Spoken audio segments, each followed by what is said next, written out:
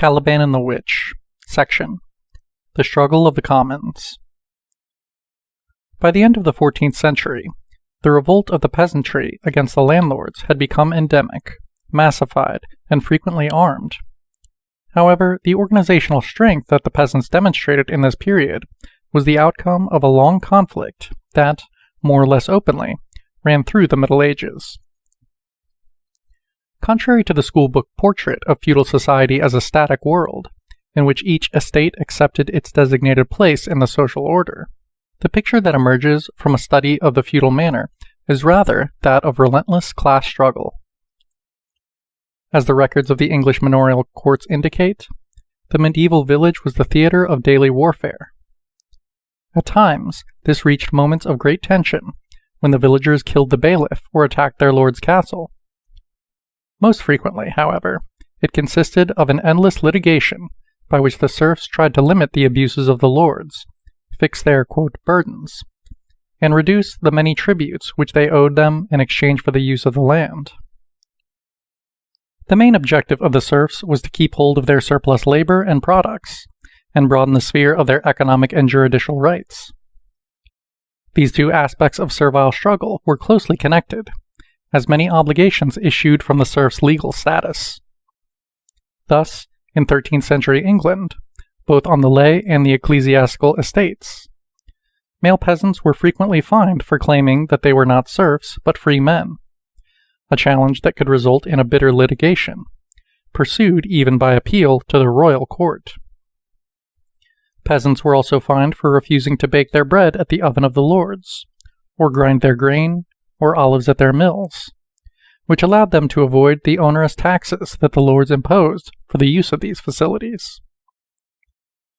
However, the most important terrain of servile struggle was the work that, on certain days of the week, the serf had to carry out on the lands of the lords.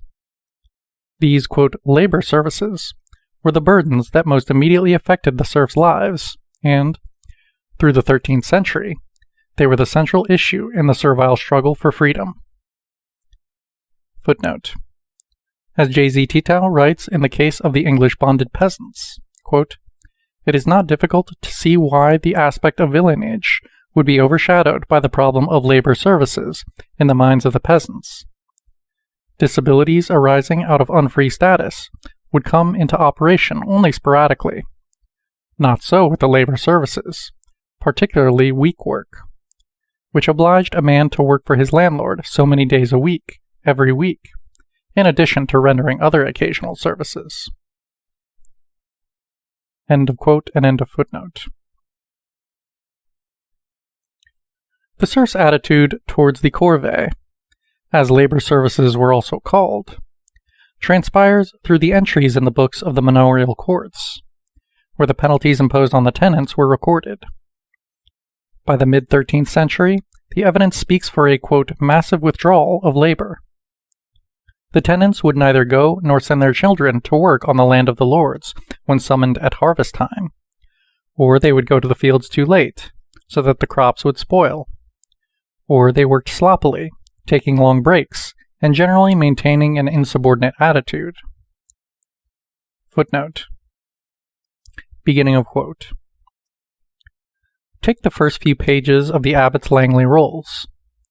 Men were fined for not coming to the harvest, or for not producing a sufficient number of men.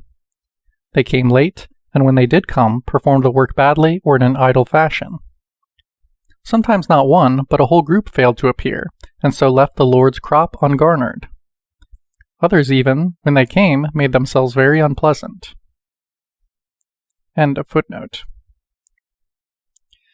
Hence the lord's need for constant and close supervision and vigilance, as evinced by this recommendation. Beginning of long quote. Let the bailiff and the messer be all that time with the ploughmen, to see that they do their work well and thoroughly, and at the end of the day see how much they have done.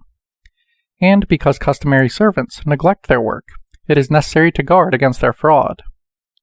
Further, it is necessary that they are overseen often, and beside the bailiff must oversee all, that they work well, and if they do not do well, let them be reproved. End of quote. A similar situation is portrayed in Piers Plowman, 1362–70, William Langland's allegorical poem, where in one scene the laborers, who had been busy in the morning, passed the afternoon sitting and singing, and, in another one, idle people flocked in at harvest time seeking, quote, no deed to do, but to drink and to sleep, end quote. Also, the obligation to provide military services at wartime was strongly resisted. As H.S. Bennett reports, force was always needed to recruit in the English villages, and a medieval commander rarely managed to keep his men at war, for those who enlisted deserted at the first opportunity after pocketing their pay. Exemplary are the payrolls of the Scottish campaign of the year 1300, which indicate that while 16,000 recruits had been ordered to enlist in June, by mid-July only 7,600 could be mustered, and this, quote, was the crest of the wave. By August, little more than 3,000 remained, end quote. As a result, increasingly the king had to rely on pardoned criminals and outlaws to bolster his army.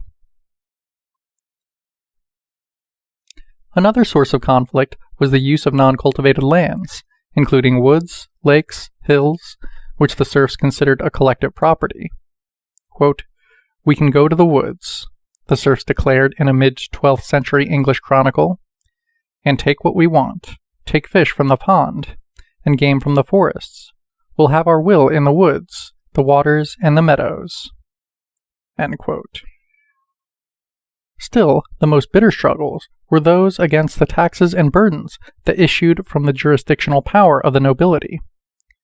These included the mana morta, a tax which the lord levied when a serf died, the mercheta, a tax on marriage that increased when a serf married someone from another manor, the heriat, an inheritance tax paid by the heir of a deceased serf for the right to gain entry to his holding, usually consisting of the best of the deceased, and, worst of all, the tallage, a sum of money arbitrarily decided that the lords could exact at will. Last but not least was the tithe, a tenth of the peasant's income, that was exacted by the clergy, but usually collected by the lords in the clergy's name. Together with the labor service, these taxes, quote, against nature and freedom, were the most resented among the feudal dues, for not being compensated by any allotments of land or other benefits. They revealed all the arbitrariness of feudal power. Thus, they were strenuously resisted. Typical was the attitude of the serfs of the monks of Dunstable, who, in 1299, declared that, quote, they would rather go down to hell than be beaten in this manner of tallage, and, quote, after much controversy, they bought their freedom from it. Similarly, in 1280, the serfs of Hedon, a village of Yorkshire, let it be understood that, if the tallage was not abolished, they would rather go live in the nearby towns of Ravensred and Hull, quote, which have good harbors growing daily and no tallage. These were no idle threats. The flight to the city or town was a constant component of servile struggle, so that again and again, on some English manors, quote, men are reported to be fugitives and dwelling in the neighboring towns. And although order is given that they be brought back, the town continues to shelter them. End quote. Footnote. The distinction between town and city is not always clear. For our purposes, the city is a population center with a royal charter, an episcopal see, and a market, whereas a town is a population center, usually smaller than a city, with a regular market. End footnote. To these forms of open confrontation, we must add the manifold invisible forms of resistance, for which subjugated peasants have been infamous in all times and places. Quote, foot-dragging, dissimulation, false compliance, feigned ignorance, desertion, pilfering, smuggling, poaching. These, quote, everyday forms of resistance, stubbornly carried on over the years, without which no adequate account of class relations is possible, were rife in the medieval village. This may explain the meticulousness with which the servile burdens were specified in the manorial records. Beginning of long quote. For instance, the manorial records often do not say simply that a man must plow, sow, and harrow 1 acre of the Lord's land. They say he must plow it with so many oxen as he has in his plow, harrow it with his own horse and sack. Services, too, were remembered in minute detail. We must remember that the copman of Elton, who admitted that they were bound to stack the Lord's hay in his meadow and again in his barnyard, but maintained that they were not bound in custom to load it into carts to be carried from the first place to the second. End of long quote. In some areas of Germany, where the dues included yearly donations of eggs and poultry, tests of fitness were devised, in order to prevent the serfs from handing down to the lords the worst among their chickens. Beginning of quote. The hen, then, is placed in front of a fence or a gate. If frightened, she has the strength to fly or scramble over. The bailiff must accept her. She is fit. A gooseling, again, must be accepted if it is mature enough to pluck grass without losing its balance and sitting down ignominiously. End quote. Such minute regulations testify to the difficulty of enforcing the medieval, quote, social contract, and the variety of battlefields available to a combative tenant or village. Servile duties and rights were regulated by customs, but their interpretation, too, was an object of much dispute.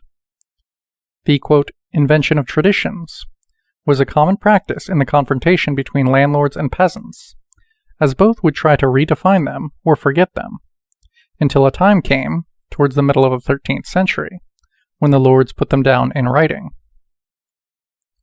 End of section.